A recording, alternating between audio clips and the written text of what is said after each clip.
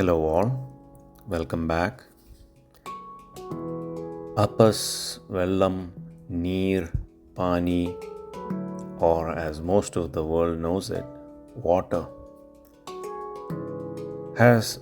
is and always will be one of the most important ingredients for life to form and sustain. Every civilization that ever thrived on earth was always located in close proximity to a major water source.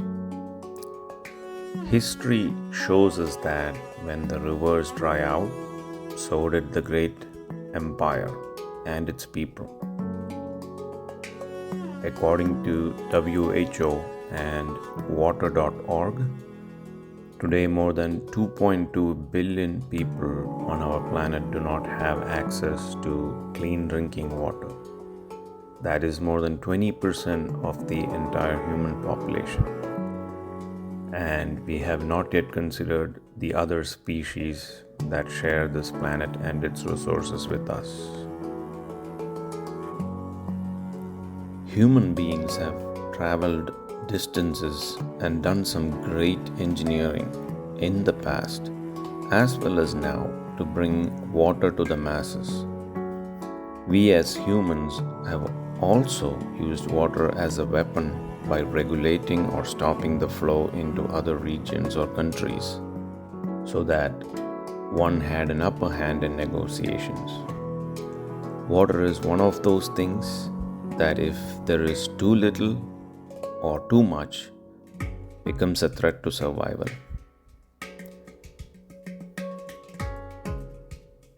Many millennia ago lived a powerful emperor by the name of Sagara. He was from the Ikshvaka dynasty and a direct ancestor of Lord Rama. He had a vast empire with his capital located in present-day Ayodhya in India. The geopolitics was no different back then than it is now. Country heads had to make sure their borders are secured and not claimed by other tribes or countries. The ruler of the land had to establish their sovereignty. This was done by performing the great Ashwamedha Yajna. It was an ancient Vedic ritual in which a sacred horse was made to wander the kingdom and sometimes beyond the kingdom for a year or so. And during this time, if anyone challenges the horse's free movement or the soldiers accompanying it, then it meant he or she or the group were directly challenging the emperor himself and should be ready for an imminent war. Emperor Sagara had 60,000 sons. They were proud, arrogant, and powerful, and the gods did not approve of them taking over the kingdom after Emperor Sagara was gone. So Indra, the Lord of gods, devised a plan to stop King Sagara and his sons' successions. Lord Indra captured the sacred horse and took it to sage Kapila's ashram, or the hermitage. When the horse did not return after more than a year, Emperor Sagara sent all of his 60,000 sons in search of the horse. After searching for a long time, when the search party reached the ashram of sage Kapila, they saw the horse there and assumed that it was sage Kapila who had stopped the horse from wandering and kept it for himself. The sons of King Sagara started accusing and calling him a thief. Sage Kapila was enraged and he glared at them with anger. This energy burnt all of the 60,000 sons of the Emperor Sagara and his army to a pile of ash instantly. After not hearing back from his sons, nor the horse or the army, Sagara summoned his grandson Anshuman to go find his father and uncles. When Anshuman traced their path and reached sage Kapila's hermitage, he saw what had happened and just completely broke down. He then asked sage Kapila's forgiveness and requested him to lift his father and uncle's soul from this world to the heavens. But Kapila, who had calmed down by now, advised Anshuman that only the sacred waters of river Ganga, which flows in the heaven, when washed over the ashes, will release the soul from this realm. Anshuman took back the horse and informed Emperor Sagara about what sage Kapila had told. By now, Emperor Sagara was heartbroken and was old too. So he could not finish the task of bringing the waters of sacred Ganga to earth. Before he left his body, he requested Anshuman to continue the work of bringing the waters of Ganga to earth. But after a lifetime of hard work, Anshuman failed at his task and also passed away. And now the task fell upon the shoulders of his son Dilipa. But just like his forefathers, Dilipa also failed in the mission and handed over the responsibility to his son Bhagiratha. Emperor Bhagiratha was a very virtuous and strong-willed leader. He was selfless and always had the betterment of his people in his mind. He knew that he cannot focus on the task at hand and at the same time manage the entire kingdom. So he left the responsibility of the kingdom to his trusted ministers and went to the Himalayas to practice rigorous austerity. At the same time, he started praying to Lord Brahma, and after many years, Lord Brahma appeared before him and asked him what he wanted.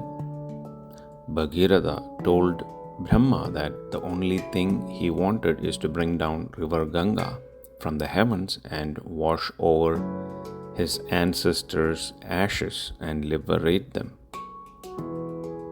Lord Brahma told Bhagiratha that Ganga's waters are very powerful and only Lord Shiva can tame its force.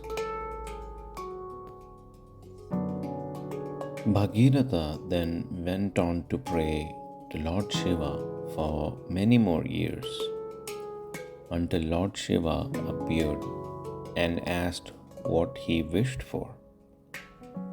Lord Shiva, after hearing his plea, agreed to help him and asked Ganga to flow down from the heavens to the earth.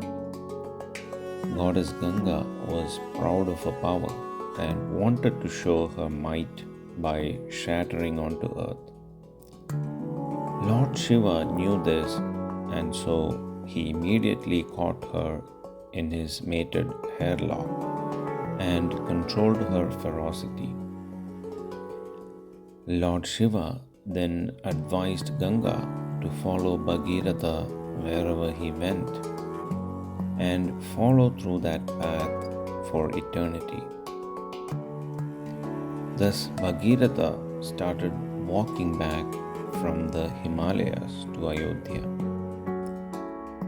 After reaching Ayodhya, Ganga flowed over the ashes of Bhagiratha's ancestors, thereby liberating them. This tradition is still followed to this date by people of Sanatana Dharma or Hinduism, wherein the ashes of their ancestors are mixed with river Ganga in the hopes of liberating their souls. As sage Vedavyasa says, Purvavrittam Kathayuktam, which means most of our itihasa or ancient Hindu history has been passed on in the form of stories or poems. Of course, with some fictitious embellishments to make it easy to remember for the generations to come. We have always used mnemonic devices or visual aids such as WebGear, for example. WebGear is used to remember the color sequence of a rainbow, or the statement righty-tighty, lefty-loosey to remember which way to turn a screw, to loosen it or tighten it.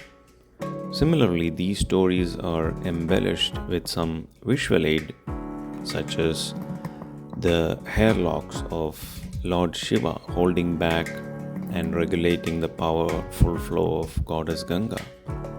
This can be associated with the twisty and rocky mountains in the Himalayas that break the force of Ganga's flow. The story can be seen as retelling of one of the biggest geoengineering projects in ancient past.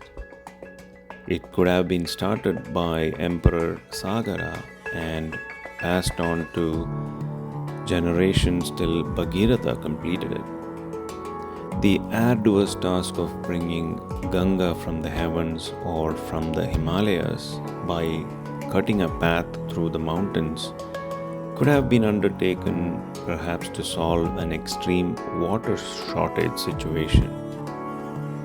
Either way, it reminds us the sheer determination, devotion, and the will of human race to rise up to any challenge. This creation of mine is dedicated to that story of sheer will, as well as the ever so willingness of Lord Shiva to help the mere mortals or his devotees when needed. Hope you enjoyed this video, and I will see you in the next one.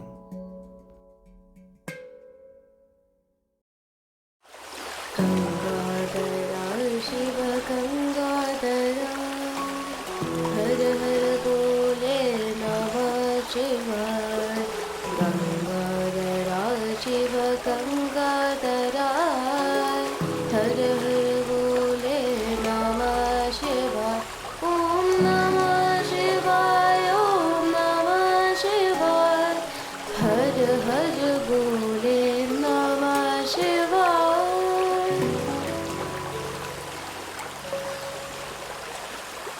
Someshwara Shiva Someshwara